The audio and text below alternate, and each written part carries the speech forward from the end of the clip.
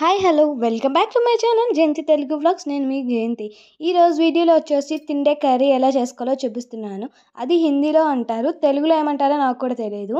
ఇప్పుడైతే ముందుగా కడాయి పెట్టేసుకున్నాను. కర్రీకి సరిపడా వరకు ఆయిల్ వేసుకుంటున్నాను, 2 టీ స్పూన్ల వరకు.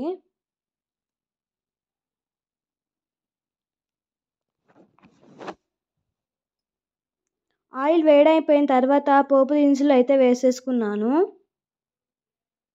ఇవి లైట్గా వేగాలి. తర్వాత కరివేపాకు వేసుకున్నాను.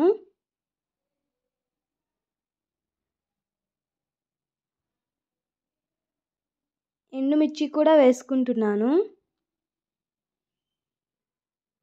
ఇవి లైట్గా వేగిన తర్వాత కట్ చేసి పెట్టుకున్న ఆనియన్ కూడా వేసుకుంటున్నాను. దాన్ని మీడియం ఫ్లేమ్లో పెట్టుకొని ఆనియన్ బాగా ట్రాన్స్పరెంట్గా అయ్యేంత వరకు వేయించుకోవాలి.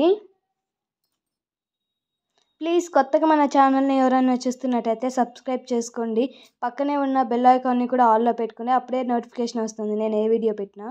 ఇప్పుడు సన్నగా కట్ చేసి పెట్టుకున్న ఒక టమాటా వేసుకుంటే సరిపోతుంది. మీకు ఎక్కువ కర్రీ గుజ్జుగా రావాలంటే ఇంకా ఎక్కువ వేసుకోవచ్చు.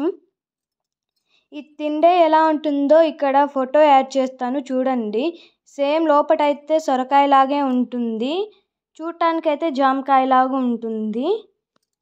అన్ని సన్నగా కట్ చేసుకొని వేసుకోవాలి.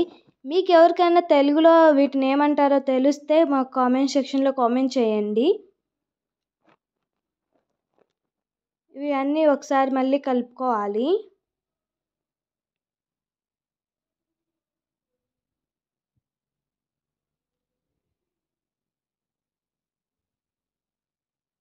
కలిపిన తర్వాత ఒక 5 minutes బాగా వేయించాలి. కలుపుతూ వేయించండి.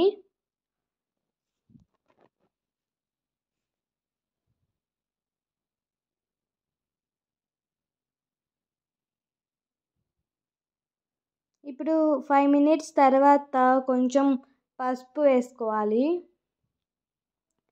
2 టీ స్పూన్ల వరకు కారం వేసుకుంటున్నాను, మీరు చూసి వేసుకోండి. సాల్ట్ టేస్ట్కి సరిపడా వేసుకోండి. ఇవన్నీ కలిసేలాగా కలుపుకోవాలి.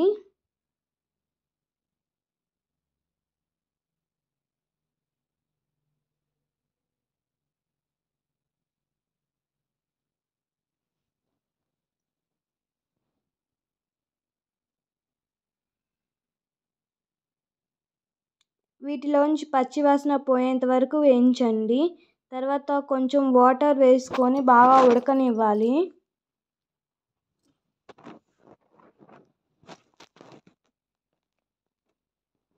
బాగా ఇలా మరుగుతున్నప్పుడు ఉడికిందో లేదో చెక్ చేసుకొని ధనియాల పొడి వేసుకోండి.